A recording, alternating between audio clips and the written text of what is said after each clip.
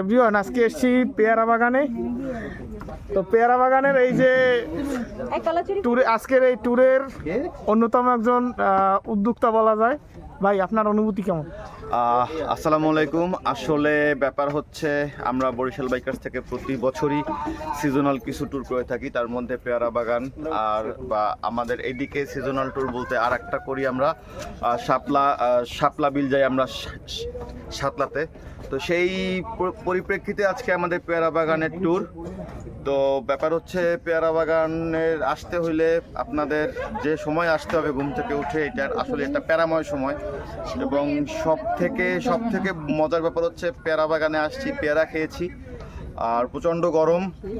তো পেয়ারা তো এখন প্রায় শেষের দিকে। জি, তারপরও তো আমরা মাননীয় ক্যামেরাম্যান, পেয়ারা বাগানে আসতে হলো এই যে দেখাই দেন, এই যে কলাও খাইতে হবে। হ্যাঁ, পেয়ারা বাগান আসতে হইলে এই যে কলাও খাইতে হবে। এই যে কলাও আছে। তো ভাই, এখন তো পেয়ারা দেখলাম আগে যতটা পেয়ারা ছিল 1 বছর আগে বা 2 বছর আগে, এখন তো পেয়ারা অনেকটাই আপনার কমে গেছে। তো এখন এই বিষয়ে যদি কিছু আপনি বলতেন, যে পেয়ারাটা যে কমার কারণ, বা এখন বিভিন্ন স্থানে দেখলাম যে কলা গাছ হয়ে গেছে। আসলে ব্যাপার হচ্ছে যে পেয়ারাটা কেন কমছে, আমরাও এটা নিয়ে আসলে অনেক চিন্তিত। আসলে এইটার পিছনে অনেক গবেষণার বিষয় আছে। আর ব্যাপার হচ্ছে যে আমরা যখন ছোটবেলাতে আসতাম, তখন আমরা গাছ থেকে পেয়ারা ছিঁড়ে যে খেতাম, আমাদের পেট ভরে যেত, আমাদের নাস্তা করার দরকার হতো না। কিন্তু এখন বৈশ্বিক যে জলবায়ুর পরিবর্তন, আমার মনে হয় পেয়ারা কমার পিছনে এইটা একটা বিষয়। আর যেহেতু এটা একটা বাণিজ্যিক চাষাবাদের এলাকা, তো সেক্ষেত্রে পেয়ারা যেহেতু হচ্ছে না, পেয়ারার ফলন যেহেতু হচ্ছে না, সেহেতু তারা কলার দিকে ঝুঁকছে বা আমড়ার দিকে ঝুঁকাটাই স্বাভাবিক। আচ্ছা, তো পেয়ারার যে আপনি যে বললেন যে পেয়ারার দিকে ঝুঁকছে না, মানে তারা পেয়ারার যে পর্যাপ্ত দাম, সেই দামটা আর কি তারা পাচ্ছে না?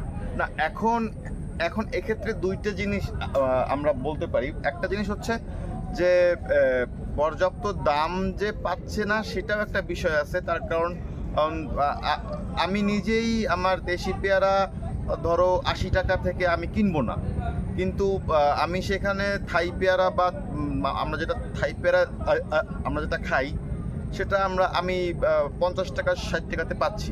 এই হচ্ছে একটা বিষয়। আর একটা বিষয় হচ্ছে যে ধরো সৌর, আমরা এখন দেখলাম যে পেয়ারার ফলনটা কমে যাচ্ছে। তো একজন কৃষক বা একজন চাষি, তার যথেষ্ট পরিমাণ টাকা পয়সা দিয়া সে পেয়ারার ফলনটা করতেছে, কিন্তু তার পেয়ারার ফলন থেকে তো সেইভাবে সে আউটকামটা পাচ্ছে না। তো এই কারণে আমার যতদূর মনে হয় যে পেয়ারার চাষ থেকে পেয়ারা চাষিরা মুখ ফিরিয়ে নিচ্ছে। তবে আমার মতে যেটা করা উচিত, মানে আপনি কি মনে করেন যে এই পেয়ারার বাজার, মানে এই যে পেয়ারার যে বাগান, আমাদের দেশের একটা ঐতিহ্য, এই ঐতিহ্যকে টিকিয়ে রাখা উচিত কিনা আপনি মনে করেন? হ্যাঁ, অবশ্যই। এটা তোমার একটা ভালো প্রশ্ন এবং এটা একটা ভালো উদ্যোগ। যেহেতু এইখানে আপনার বাইরে থেকে দেশের, আমাদের এই পিরোজপুরের বাইরে থেকেও ঢাকা এবং অন্যান্য জেলা, ঢাকা, খুলনা বা আপনার উত্তরবঙ্গ থেকেও অনেক লোকে আসে। এবং আমি রিসেন্ট যেখানে আমি ট্যুরে গিয়েছি, উত্তরবঙ্গে ট্যুরে গিয়েছি, তারপর আপনার চট্টগ্রাম ট্যুরে গিয়েছি, ওইখানে যাওয়ার পরেও আমি আমাদের এই পিরোজপুরের পেয়ারা বাগানের কথা আমি শুনেছি। তো এখন আপনি কি মনে করেন যে এই যে পেয়ারার যে একটা বড় বাজার, এই বাজারটাকে টিকিয়ে রাখা উচিত কিনা, আপনি এই বিষয়ে কিছু বলেন? ধন্যবাদ তোমাকে সৌর। এখন আসলে যেটা করা উচিত, সেটা হচ্ছে বাংলাদেশ পর্যটন কর্পোরেশনের ছোট পর্যটন এরিয়া যেগুলো আছে, যেমন আমরা বলতে পারি আমাদের বরিশাল ডিভিশনের পিরোজপুর জেলার আর এই পেয়ারা বাগান, তারপর হচ্ছে আমরা বলতে পারি শাপলার বিল, যেটা আমাদের বরিশাল অঞ্চলে সাতলা, এইসব পর্যটন শিল্পগুলোর দিকে পর্যটন কর্পোরেশনের একটু নজর দেওয়া উচিত। আর যেহেতু পেয়ারা একটি, মানে আমাদের বরিশাল ডিভিশন একটি কৃষি নির্ভর এলাকা, তো কৃষি সম্প্রসারণ অধিদপ্তরের যারা গণ্যমান্য ব্যক্তিরা আছেন, যারা প্রশাসনিক দায়িত্বে আছেন, তাদের কাছে আমার বিনীত অনুরোধ থাকবে যে পেয়ারার চাষ এবং পেয়ারার ফলন যাতে আগের মতোই হয়, আগের মতো বাড়ে, এই বিষয়ে তারা একটু সুনজর দিবেন। আচ্ছা, ধন্যবাদ আপনার মূল্যবান বক্তব্যের জন্য। এবং এবারে আমি কথা বলবো যে আজকের এই পেয়ারা ট্যুরের যে এই মানে পেয়ারা বাগান ভ্রমণের যে প্রধান যে অ্যাডমিন শাওন অরণ্য ভাই, আমি এখন কথা বলবো তার সাথে। ওকে, ধন্যবাদ ভাই। ধন্যবাদ, ভালো থাকবেন। প্রিয় দর্শক, এবার আমি কথা বলবো আজকের এই পেয়ারা বাগান ট্যুরের প্রধান, যার জন্য এই ট্যুরটা আজকে এই সম্পন্ন হওয়ার পথে, শতনারীর ক্রাশ শাওন অরণ্য ভাই। ভাই আপনি যদি কিছু বলতেন ভাই। আচ্ছা, প্রথম কথা হচ্ছে শতনারী তো দূরের কথা, একটা নারীও নাই, এটা হচ্ছে প্রথম কথা। ভাই আমরা কিন্তু সব জানি যে আপনার নারী আছে কি নাই। না ভাই, নারী নাই।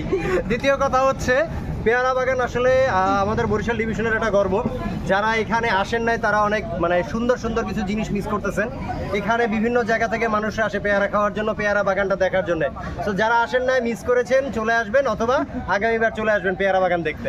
ভাই তো পেয়ারার সিজন তো এখন প্রায় শেষের পথে, তারপরও তো দেখলাম যে নৌকা বরাবর পেয়ারা। হ্যাঁ, এই যে আছে পেয়ারা বাগানে অনেক, এখানে তো বাগান অনেকগুলো, এবং এটা কিন্তু আপনি জানেন কিনা জানেন এশিয়ার ভিতরে সব থেকে বড় পেয়ারা বাগান এটা। সো এখানে প্রচুর পেয়ারা বাগান আছে এবং সেই বাগানে অনেক পেয়ারা এখনো আছে।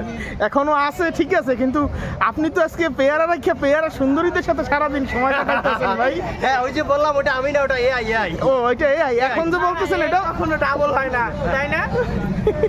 এই যে এই আরেকজন শতনারীর ক্রাশ, তারেও দেখছি আজকে অনেক লেডিজদের সাথে করতে। যাক, সমস্যা নেই ভাই। ভাই পাচ্ছেন না, আমি তাদের সাপোর্ট করছি, ডিজিটাল প্রযুক্তির মাধ্যমে।